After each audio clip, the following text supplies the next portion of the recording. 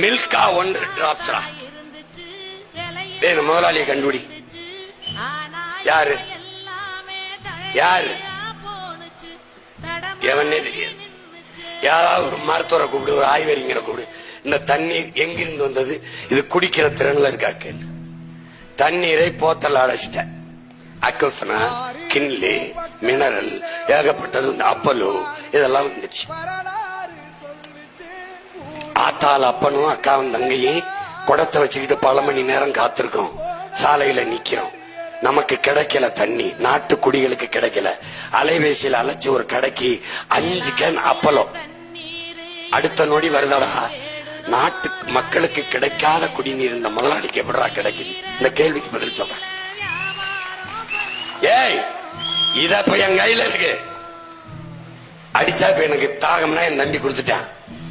உலகம் உண்ணுதாடா, பல லட்சக்கணக்கான உயிரினங்களின் உடைமையடா, பல கோடிக்கணக்கான உயிரினங்களின் உடைமை.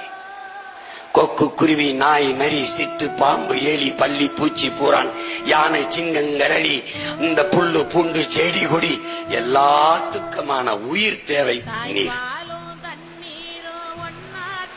மனிதனுக்கு மட்டுமான தேவையா இந்த நீர்?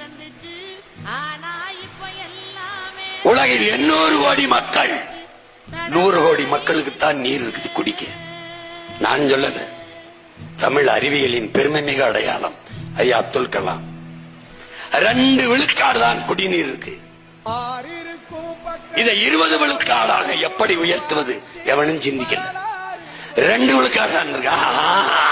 அப்ப வித்தா நல்லா சம்பாதிக்கலாம்.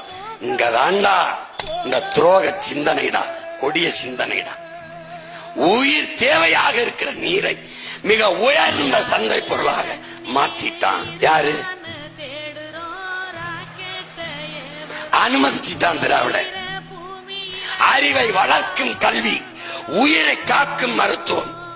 கல்வி மானுட உரிமை, கொடுக்க வேண்டியது அரசின் கடமை, கொடுக்க மறுப்பது மாபெரும் கொடுமை, போராடி பெறாமல் இருப்பது அறிவு கட்ட மடமை. விளங்குதா? இந்த கல்வி அறிவை வளர்க்கும் கல்வி விற்பனைக்கு, வியாபாரம். உயிரை காக்கும்